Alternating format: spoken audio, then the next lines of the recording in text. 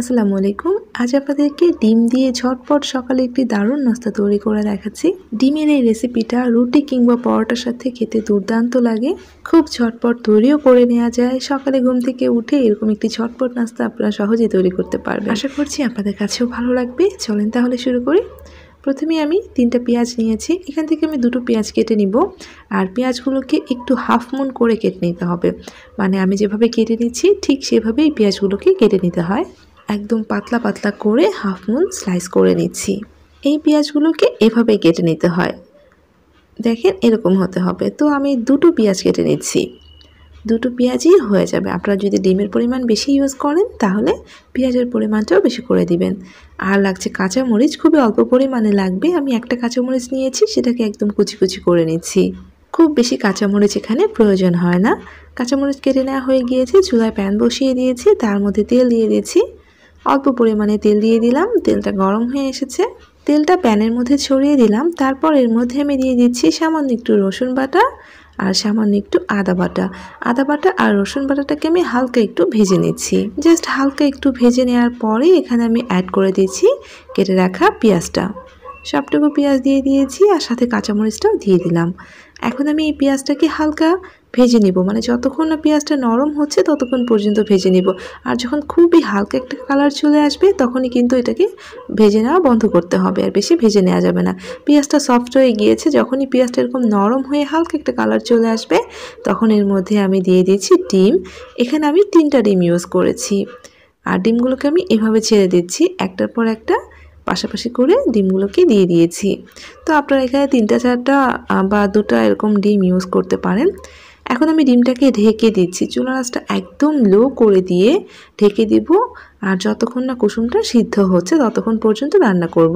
এই ফাঁকে আমি একটা বাটনার মধ্যে 3 কোয়া রসুন নিয়েছি আর রসুনটাকে থেতো করে নিয়েছি। আপনারা কিন্তু হামানদিস্তার মধ্যেও এটা করে নিতে পারেন। লবণ দিলাম আর দিচ্ছি লাল মরিচের গুঁড়া আধা চা চামচ।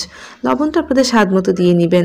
এখন আমি রসুনটাকে এই সব কিছুর সাথে একদম পেস্ট করে বেটে নিচ্ছি। আপনারা এটা পাটায়ও বেটে নিতে পারেন। খুব ভালো করে পেস্ট করে নিচ্ছি। আপনারা চাইলে রসুনের পরিমাণটা একটু কম দিতে পারেন। খুব ভালো করে রসুন, মরিচ আর লবণটাকে মিক্সড করে নিয়ে এখন আমি তুলে নিচ্ছি। এটা খুব বেশি প্রয়োজন হয় না, অল্প করে ইউজ করলে হয়ে যায়। তো আমি সবটুকু একখানে করে তুলে নিচ্ছি। আর এদিকে ডিমের কুসুমটা এরকম উপর দিকে সিদ্ধ হয়ে গিয়েছে, দেখতে পাচ্ছেন। যখন এরকম হয়ে যাবে তখন এই বেটে রাখা রসুন আর লাল মরিচটা এভাবে আমি ডিমের উপরের দিকে স্প্রেড করে দিচ্ছি। অল্প করে দিচ্ছি, খুব বেশি না। অল্প করে দিয়ে পুরো ডিমের উপরে স্প্রেড করে দিয়েছি। আর কুসুমটা কিন্তু খুব ভালোভাবে সিদ্ধ হয়ে গিয়েছে। আর সিদ্ধ হওয়ার পরে এই রসুন মরিচের পেস্টটা দিয়ে দিতে হবে। আর এখানে কিন্তু এক্সট্রা লবণ ইউজ করে নিই। ওই যে আপনার রসুন বাটার মধ্যে লবণ ইউজ করেছি ওটাতেই হয়ে যাবে।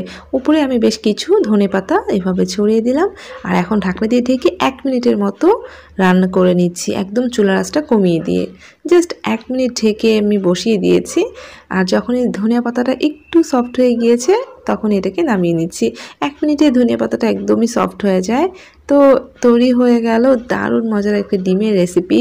এটা দেখতে যতটা কালারফুল, খেতেও কিন্তু একেবারে ডিফারেন্ট।